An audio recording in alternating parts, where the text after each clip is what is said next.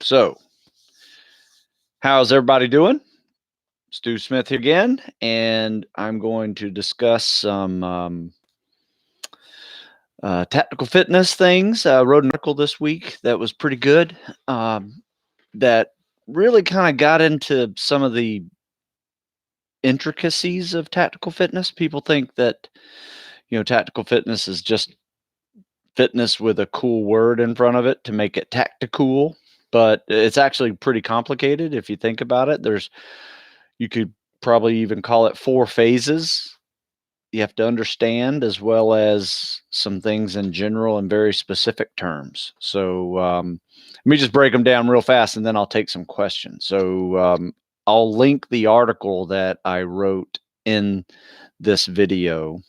And for those of you guys that are on Instagram, I posted that article a couple of days ago. So it just talks about tactical fitness and different phases and general specific terms. So you got phase 1, you got to get to the training. So we're all wannabes at some point. We all have some motivation to want to go do something. And in this world, it's, how are you going to serve? You're going to serve in the military, law enforcement, firefighter, first responder type programs. So typically you got to pass a test. Sometimes these tests are very competitive. Only a few spots being hired. So the better those scores are, the better your chances are of actually getting accepted, but also the better your chances are of actually finishing the next phase, which is getting through the training, phase 2. So phase 1 would be passing a fitness test. Phase 2 would be passing your boot camp, your academy, your basic training, your follow-on training, your selections, maybe even Spec Ops world level. So these things progress depending on your goals, obviously, and the different fitness levels are required for each. And then phase 3 be, what are you doing on active duty? And then many of, including myself, have been focusing on phase 4 of tactical fitness, which is after you've served, or let's say you've accumulated many injuries throughout your journey in life, and now you're over 40 and have to delicately work around some of those injuries and try to get stronger and heal up and actually feel less pain when you move. So there's a lot of stuff going on when we talk about tactical fitness, and all of those are kind of broken up into the bigger phases of tactical fitness. So you just have to figure out which one you're in. And you could be in 2. Actually, you could be an active duty guy that wants to go for another Spec Ops program. So now you have to be active duty and focus on a fitness test, and then also focus on getting through the selection. So there's a lot of things that occur depending on where you are currently and where you want to be in the future. So with that, there's a general level of fitness that can be accrued through just regular tactical fitness program, where you get good at everything. When I mean good at everything, I mean you got to be strong, you got to have some power, got to have some speed and agility, you got to have some flexibility, mobility, you have to have some cardiovascular endurance and muscle stamina. And sometimes that endurance is multiple forms, such as running, swimming, rucking. So once again, there's a lot to juggle, when you're making your programs. To be good at all of them, it's very difficult to do all of them in a single workout or in a single weeks of workout. So what we tend to do is find the elements of fitness that work really well together. So if you think about it, strength and power work really well with speed and agility, your typical football workouts, right? Muscle stamina and endurance work really well together, as so when you're getting faster at your runs, you're getting longer distances, you're getting swimming, you're doing high rep calisthenics, all of those tend to go very well. What's very difficult to do is try to get stronger with a Um, with a weightlifting program, whether it's max 1 rep type lifts, at the same time as drop your mile time run, when you're doing 1 rep max of deadlifts one day and you're trying to run fast the next day at a good goal pace, sometimes that is difficult to juggle. So what we do is we break it up into the course of, several training blocks. So in the term periodization, it's basically just a fitness budget. So you take all these elements of fitness and you spread them throughout the year, really focusing on one or two of them, maintaining the others at the same time. That's the magic in tactical fitness, is you just can't disregard your strength. You can't disregard your endurance just because you're trying to get strong. You're still going to have to do some form of endurance. Sometimes that's a non-impact activity just to rest your joints. Sometimes it's running and rucking. It just depends. So anyway, so I have the full article in the link below, and I'll link in some more tactical fitness periodization articles in there as well for you guys to read. But I am happy to take some questions. Looks like there's several coming in. You think going to RASP at 25, 26 years old is a good idea? Yes. 25, 26. I wish I was 25, 26. That's probably the best shape of my life. 25, 26. That's not old. We have people who are, in their 30s still doing it. So yeah, I think that's a really great age, really, because here's why, is if you go at 18 or 19, chances are you're still growing. Your bones are soft. Now, the good news about being 18, 19 is your recovery is really fast. So in 24 hours, you'll likely recover pretty quickly. But if your bones are still soft, there's a lot of chances for tendonitis to occur. There's shin splints, stress fractures, things like that. Once you actually grow, your bones actually get hard, and so do you, and you can endure a little bit more. Now, there are 18, 19-year-olds that crush it. Maybe they're still growing, maybe they're not. There's outliers everywhere. But typically, yes, 22, 23, 24, 25, 26, all those great ages to go do something hardcore. And RASP is tough. You gotta put your time in rucking, to prepare for those. So let me see. More questions here. Do you have any general tips about managing overtraining while programming? Yeah, try not to overtrain. But you gotta listen to your body. What I started doing when I was 40, I should have done when I was 25. Okay. I started taking out one of my really hard days of workouts, like Thursday or Friday workout, because I work out 6 days a week. I rest one, do some mobility work on that day, maybe yard work, stuff like that. But what I've been doing now for the last 10 years is adding in a mobility day. I've been training and teaching that to my younger guys as well. And it has been remarkable, the uh, transitions in later workouts. So what that means is, so let's say you go hard Monday, Tuesday, Wednesday. You take a mobility day on Thursday. And then you take Friday and Saturday and you crush that workout because you're kind of recovered. You're ready to go for that. If you do another hard workout on Thursday and then you go into Friday and Saturday, typically you have a issue with just exhausted, right? And just tired. You can't catch up. You start overtraining, that way. And so you go into these harder workouts on Friday and Saturday, maybe at 60%, where you could be at 85, 90%, after an easy day in the middle of the week. So that's the one thing that I have added in the last 10 years that has been remarkably beneficial to my training and to the guys I teach. So it's not just for old people, right? You guys got to remember and understand that a recovery day is very critical. My recovery day looks like this. I do 5 minutes of non-impact cardio, bike, elliptical, row, swim. Then I do 5 minutes of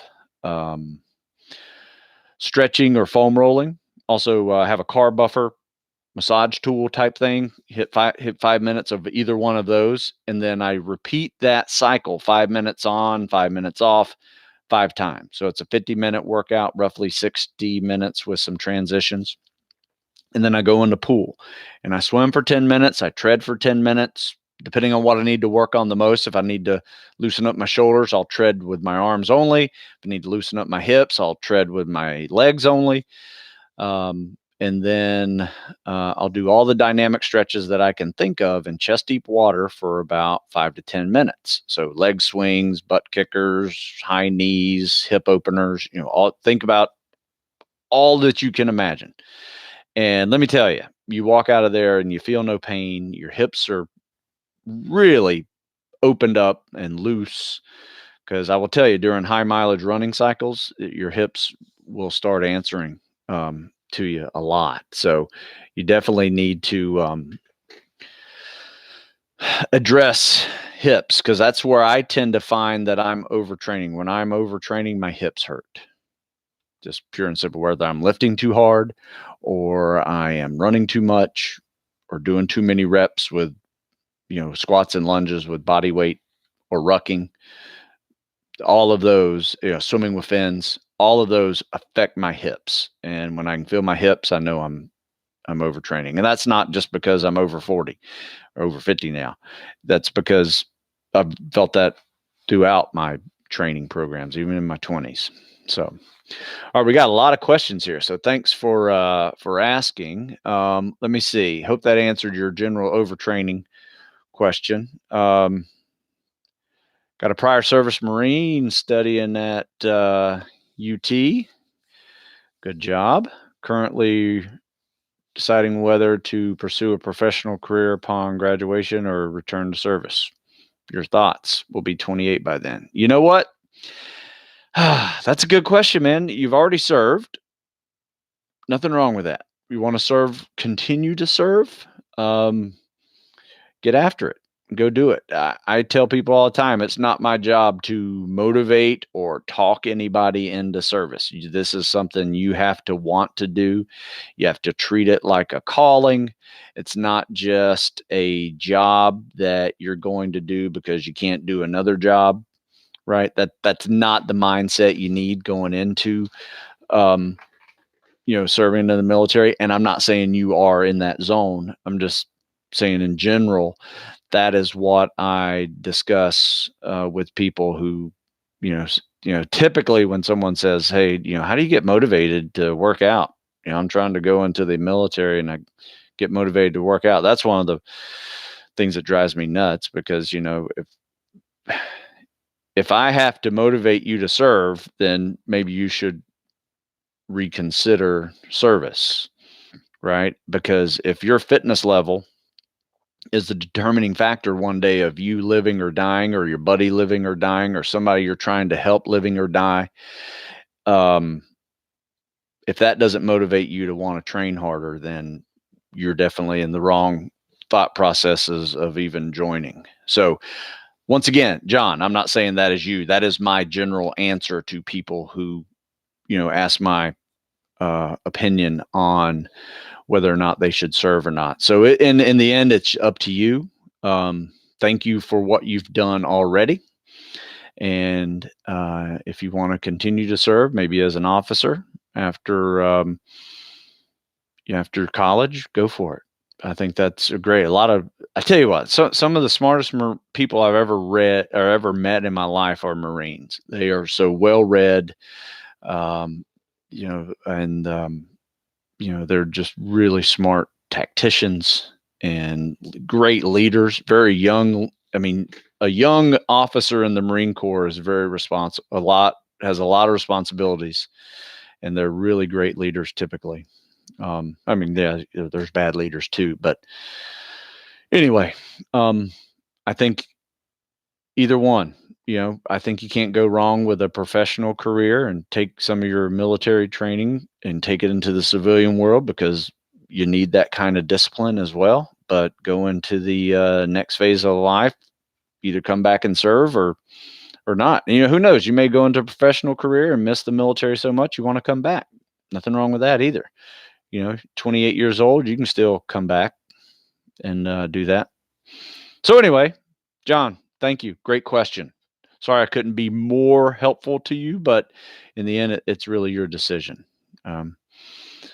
So lat move into Marine Recon. Nice. Next year. Good PFT scores. What's the best way to train for boats, log PT, shoulder conditioning? Yeah, that's a great question.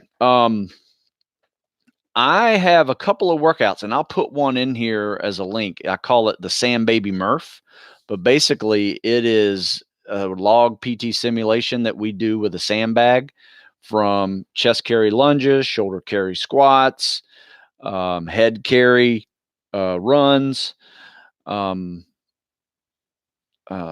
chest carry sit-ups, and yeah, overhead, push presses with the sandbag. All fit into this nice little workout that's very similar to the way you break down the Murph with the 100, 200, 300. But I call it the Sam Baby Murph. So do a quick search on that, and you'll see a couple of articles on it.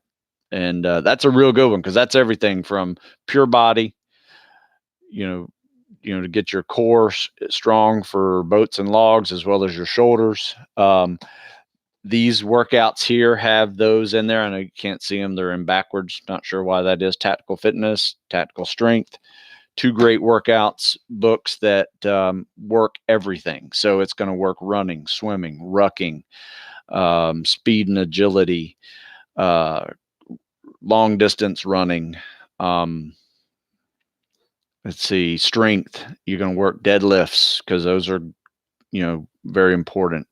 Squats, even some bench press, body weight bench press type movements, overhead presses with push presses, and hang cleans and power cleans. So there's a lot in there that will prepare you for what you need to do. But the biggest thing is getting good at running, rucking, and swimming. Those are the three big endurance animals. Get very comfortable treading water, no hands. Maybe take a scuba course if you've never done scuba diving before, because you will be scuba diving. And get your muscle stamina up, as well as your strength. So it can be done. You just need to spread it out. Like I talked earlier about, the 2 through and after phases of tactical fitness. You got to be in that zone to, prepare your body for what you're about to endure, not only with durability, but your work capacity.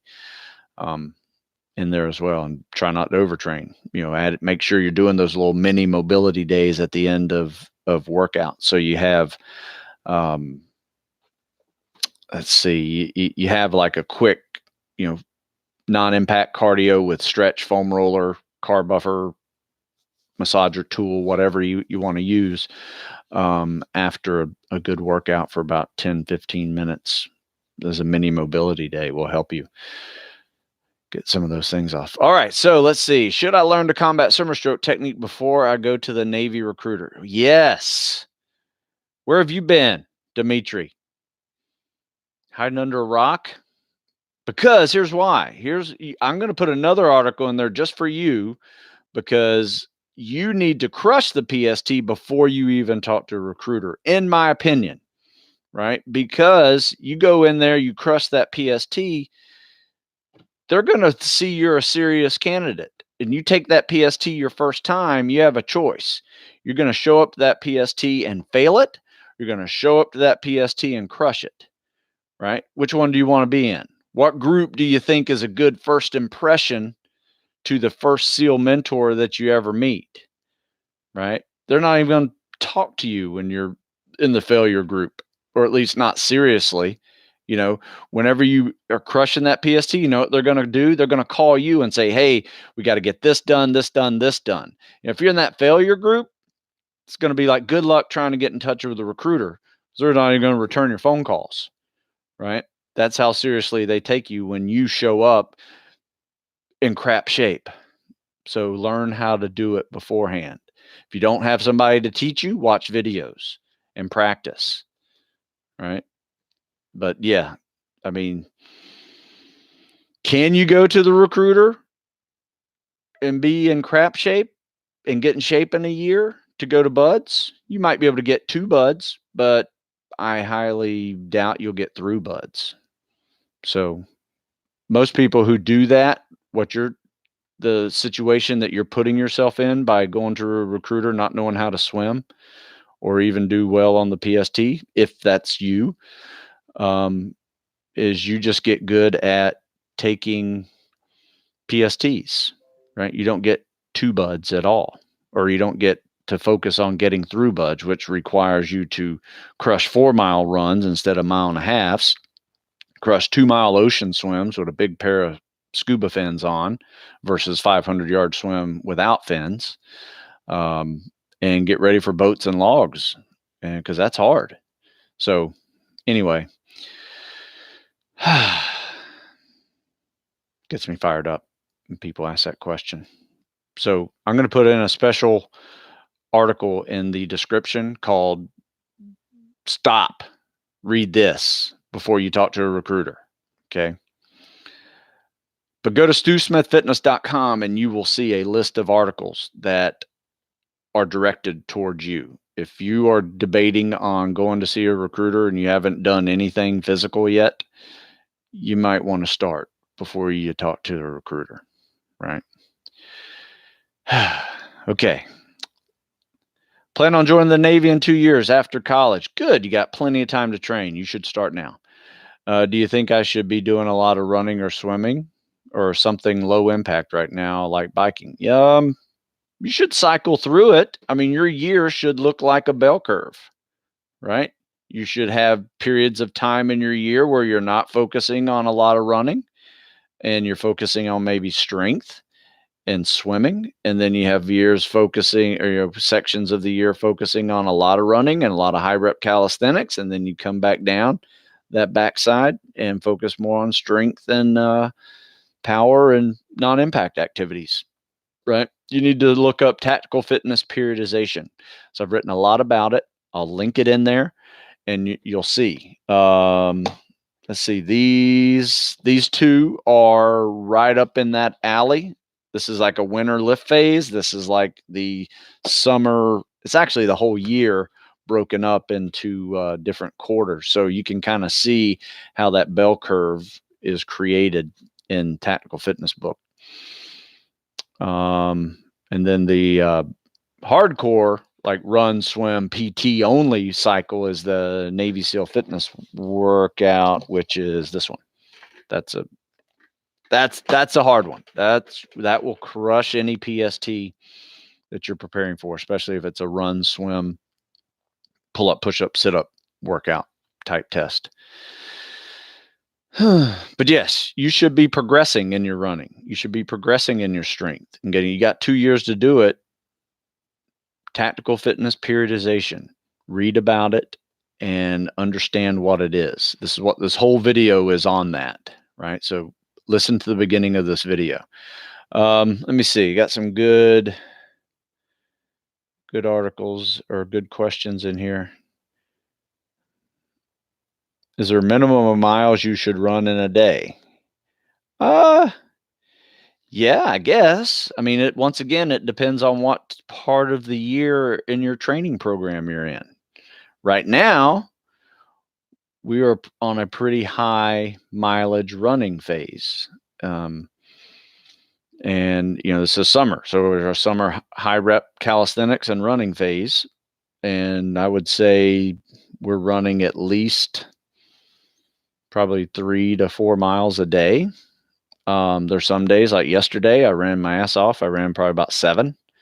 But that was a lot of sprints involved. There were interval training. There were some hills. So it was more of a leg day type running. So you can't just ask a question about what's a minimum running period. It depends, depends on your goals. If you're trying to run a marathon, you got to run a lot of miles. If you're trying to run your first 5K, not so much. So you guys should do a little better with asking questions because there's so many answers to that. If you're 50 years old, how much should you run minimum a day? Good question. If you're 20 trying to get ready for buds, the answer's different. So, all right, let's see. Been in the process almost ready to sign and try for special operations, Navy diver, have good test scores. Okay, I thought that was going to be a question in there. What's my take on Chief Gallagher? I don't know Eddie Gallagher, but that is a shitty situation, and I feel horrible for his family. I think he was treated very unfairly, right? So, did he do something overseas that was not right? I don't know. Be honest with you, I don't care, right? It's kind of messed up what happened when he came back with him and his family, and I'm sure he and his family are kind of pissed about the whole thing. But I will say this, guys are burned out. They're going to make bad decisions over there, but the goal is, be as good a human being as you can and come back alive. It's not a black and white situation, when you deal with combat situations and when you're dealing with people who run around with weapons and bombs strapped to them and they're not wearing uniforms. It's tough. So I don't think that situation should have occurred at all with him going to jail. Okay, so here we go. That's my opinion. And I don't know him personally at all. So any advice for a smaller guy going for Army SF? Any strengths to double down on alongside weaknesses? Yes. And that depends on you. So if you're a smaller guy, you're going to be load bearing a lot. So get used to running and rucking. So that means you got to build your body so you can handle that kind of weight. It's going to be heavy. It's going to be 50 pounds minimum. There are going to be some days when you're carrying another 50, 60 pounds on top of that. So, if you're only a 150-pound dude, that's going to be tough. It's tough to carry around, more than 50, 60% of your body weight. So, get used to lifting. I would lift and I would run and I would ruck a lot. But some days you just can't run that much and you need to pull out and do some non-impact activities. Otherwise, you're going to break. So you got to progress logically up the curve and then come back down the curve and maybe mix in more non-impact activities with that. But still, you got to lift and have some good muscle endurance too. So once again, tactical fitness periodization will get you there. It's going to take time. And if you need to gain some weight, I would eat more, because there is an old saying, if you want to be big, you have to get big. So, no, if you want to be big, you have to eat big. That's what it is. Sorry, I was reading somebody's thing at the same time as talking. So if you want to be big, you got to get big. Got to eat big. Damn, starting to get punch drunk here. All right, so sorry. Any rumors of quotas of class within buds and increasing number of guys getting through? You know what? I tell you what, a lot of people are getting through. This last Hell Week, I think they had like 75 people finish, somewhere in that zone. Or at least they have 75 people in the class now. Maybe some roll-ins coming in, but it's a big class going into die phase. But yes, more people are finishing. I think that is a tribute to the process is actually working. I think the recruiting process, the screening process, people want to go and they're getting prepared. And then they go through boot camp, they go through Buds prep, and they're getting even more prepared. And you're just having more people finish, which I think is great. I do not think Buds is getting easy. No way. In fact, I probably think it's harder than it was when I was there. So I think guys are just better prepared. When I was there, guys weren't that well prepared at all. Right. And if you were, you had a good, I don't want to say you had a good time at Buds, but you didn't have to worry about quitting because nothing was really crushing you. You know, Hell Week crushes everybody. So that's the gut check. But yeah, I mean, I don't know about quotas. They don't need numbers like they used to. And they want good guys to graduate. So if you do something stupid like miss a muster, fail something, do any safety violation, do something bad out in town, drinking and driving, partying too much, you're probably going to get kicked out.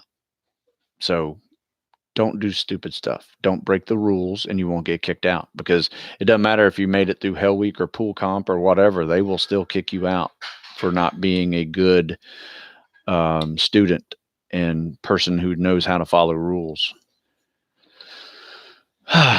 Wow. Let's see here. What's going on? I'm going to shut down over here on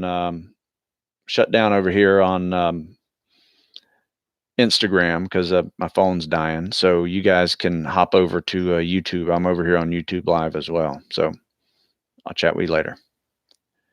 All right. So for you guys on YouTube, I'll still keep answering some questions here. See what we got here. Okay.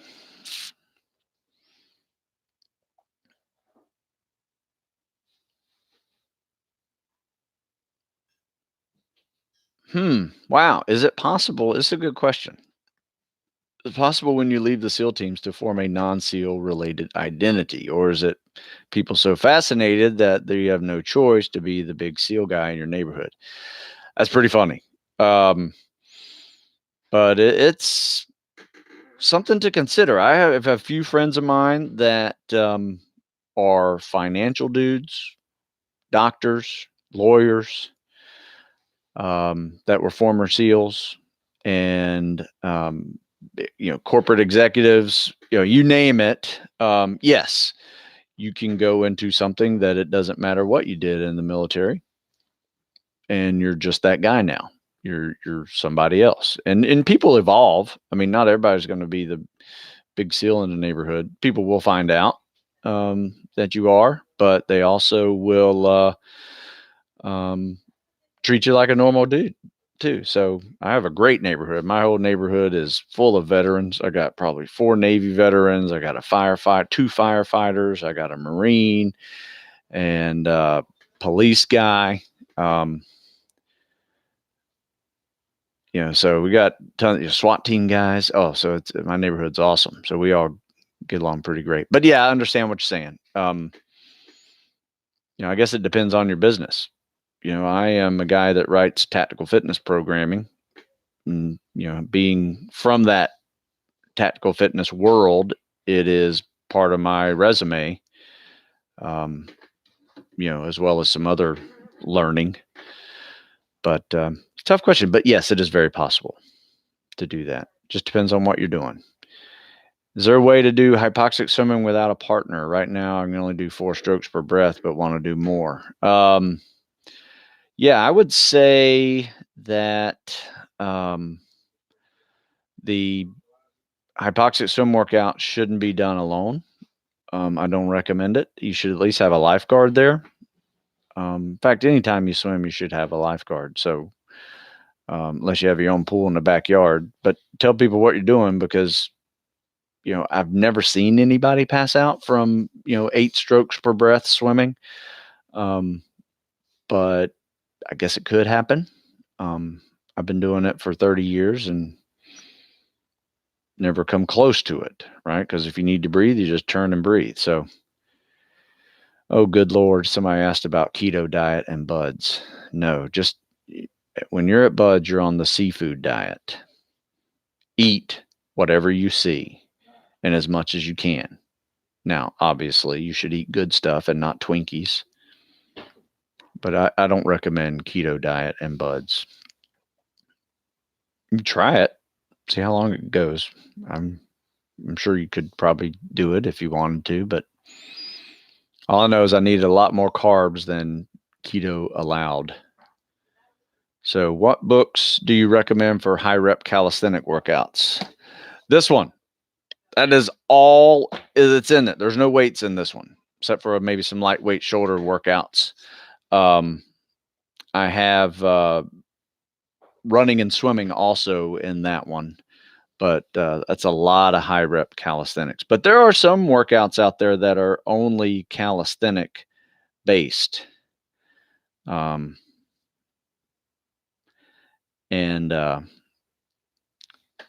you can find them. Body weight workouts, the barbarians, those guys that do pull-ups all the time, they have some great high rep calisthenic workouts. But once again, you want to do it in a cycle. That is not something you want to do year round, because I promise you do something year round, like high rep calisthenics, year after year, and you're going to have elbow tendonitis, you're going to have knee tendonitis, you're going to have messed up shoulders. So you need to mix in some lift cycles in there as well, throughout your year. That is what tactical fitness periodization is, right? You need to mix in some strength too. All right. So let's see. Any tips on treading water? Because I suck at it. Yes, I have a video, in fact, on this YouTube channel that you can find on how I teach treading water. Let's see. Can you elaborate on training curve? Low impact, high impact? Yes, I have tons of articles on that. And I will put them in the description of this video later. But if you just look up tactical fitness periodization, Stu Smith, you will see about 5 or 6 articles that fully explain the bell curve of the year. And that bell curve is only for running, right? I actually have a reverse bell curve for non-impact activity. And then I have a linear curve for weight training, which begins in the fall and ends in the spring. So it is, it's like I said, it is a complex subject. I talk about it all the time. And this one, if you want to get stronger, that's my winter lift cycle. This one is the full year explained. They're both fully explained the years, but those two right there will do it for you. Can you implement CrossFit workouts while training for buds? Sure. I would suggest this: use CrossFit as a workout. I did an article on CrossFit preparing for special operations, and you will see my feedback on that if you Google it. Just write Stu Smith, CrossFit, Special Ops. I did it on military.com a while back, and it's just my opinion that it's not enough. You need to put more time in running, rucking, swimming, and even more high rep calisthenics than CrossFit provides. So, but it's a great, it's a good program. I think CrossFit is fine. I don't think CrossFit by itself is good for anything other than getting good at CrossFit. You have to specifically address what you're trying to get into, right? Like, you can't go to buds without practicing swimming, right? You have to swim, period. Unless you're a collegiate swimmer. And then you could probably blow off swimming because you have other weaknesses you have to worry about, like running and strength and getting used to gravity. Okay, how important do strength levels in exercises like squat, front squats, deadlifts are for ruck-based selection? Absolutely. They're essential. In fact, wrote another article on the importance of strength in tactical fitness. In fact, I think it's probably the most important element out of all of them. If you think about strength, power, speed, and agility, flexibility, mobility, muscle stamina, and endurance, out of those, strength is probably the most important, because without strength, you're not going to have any durability to handle higher mileage running cycles, higher repetition activities, load bearing, because you got to get good at all of those things at the same time. And strength is kind of like the most important virtue, right? If you ever had one of those ethics discussions on what the most important virtue is, many philosophers say it's courage. So then you can practice all the other virtues that are out there. So anyway, I digress. Okay, a couple more questions. Can we expect a meal plan to fuel the hard gainers? From me, no, not really. There are many out there. If you do some searching, you can find it. My thing is I have a son that's a hard gainer, but he put on 15 pounds of muscle this year at 16 years old because he ate a lot of carbs, right? You can't just, when you're a hard gainer, you're going to process protein differently, and you need more carbs if you're going to gain weight. You basically need a lot of calories because you need a lot of calories just to grow, period.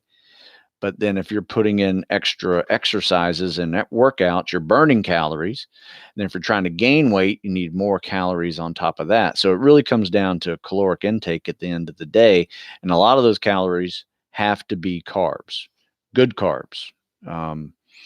But you can also, do dairy and ice cream and milkshakes and peanut butter and jelly sandwiches and all those things. You need that kind of caloric intake if you're going to be a hard gainer. And we all were. I was a hard gainer from probably 15 to 20 and got a little bit bigger. And now I'm a hard loser, right? Once you turn about 40, your workouts don't work by themselves. You actually have to decrease your portion control. Kind of like this little Venn diagram I made. I'm sorry, it's going to be backwards, but portion control, sleep, exercise, optimal health. Anyway, wrote an article on that too. So what is optimal health? Okay, here's the deal. Last question. If I were to go through buds again, do you think I would make it? Me? Yes. If I were 22, not at 50, I wouldn't even try at 50. That's ridiculous. But yes, if I could go back in time and be 22 again, absolutely. Yeah, I would do it, and I would do it in a heartbeat. I'm jealous of everybody that leaves here and gets to go to Spec Ops training. I would love to be able to do that again. So, anyway, good question. Oh, great. Okay, I'm going to end with this one because this is a really good one. Brian, good job.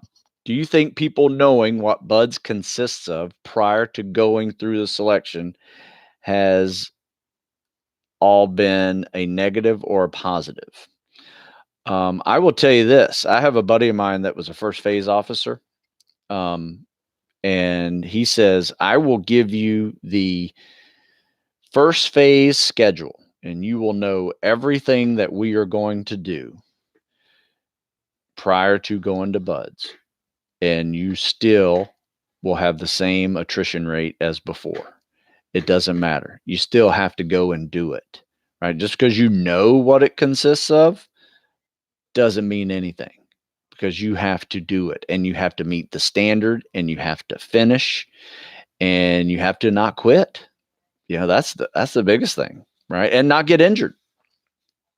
So, yes, I don't think it's a positive or a negative. I don't think it matters, right?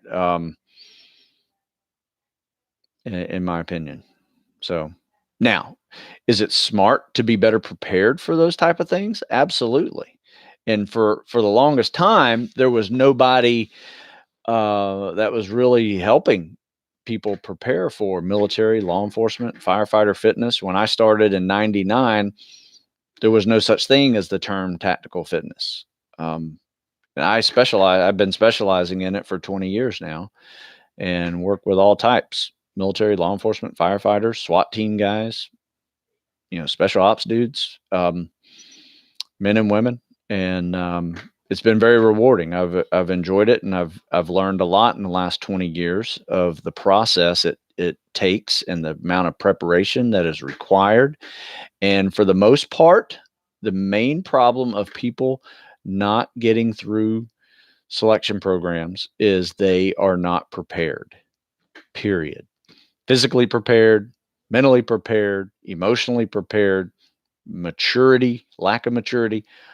All of those things come into one big ball, and it comes down to not being prepared. So There you go.